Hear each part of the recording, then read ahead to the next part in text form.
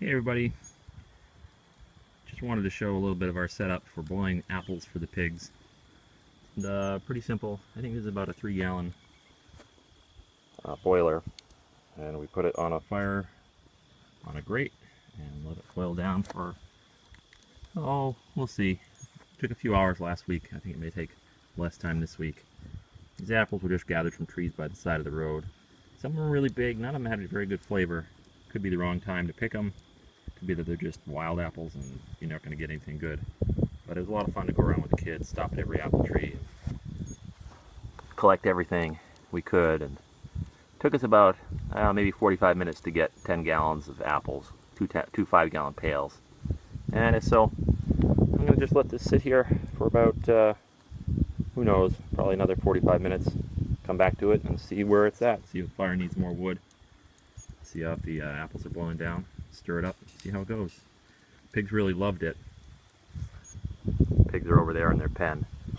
Pigs really loved when we mixed up the boiled down apples, makes kind of an applesauce type texture. They loved it when we mixed it with their food and put it in their trough.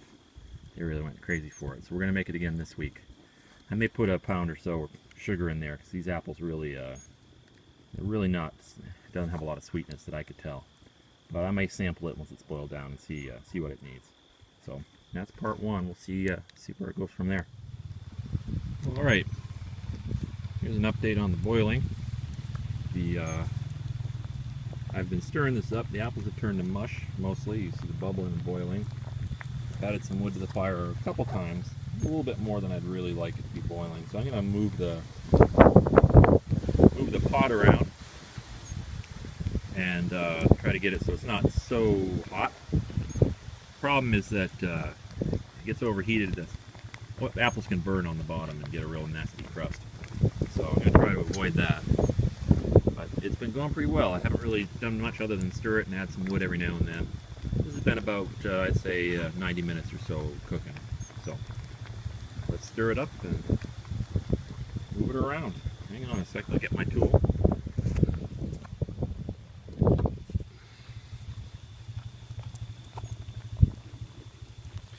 These are all kind of sourish apples on the tree, and I picked them off to eat them. But they are actually smell surprisingly sweet now that they're boiling. So I'm really optimistic that I won't have to really add anything. The pig will just like it as is. I think they'd like it no matter what. Some recipes call for adding sugar, but if I can get by without any extra ingredients but what I've got off the side of the road, I'll be happy. It's getting really hot.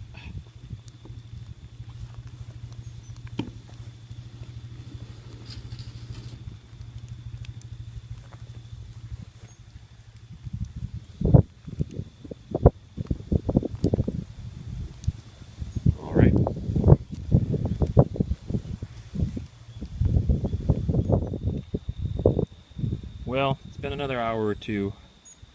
Fire's burned down a lot. Apples have gone down a lot. I did unfortunately char the bottom of it. You can see when I scrape around, I can feel the gunk on the bottom. You can see it on the end of my tool. I've got charred apple gunk on there. But I don't know, so far so good.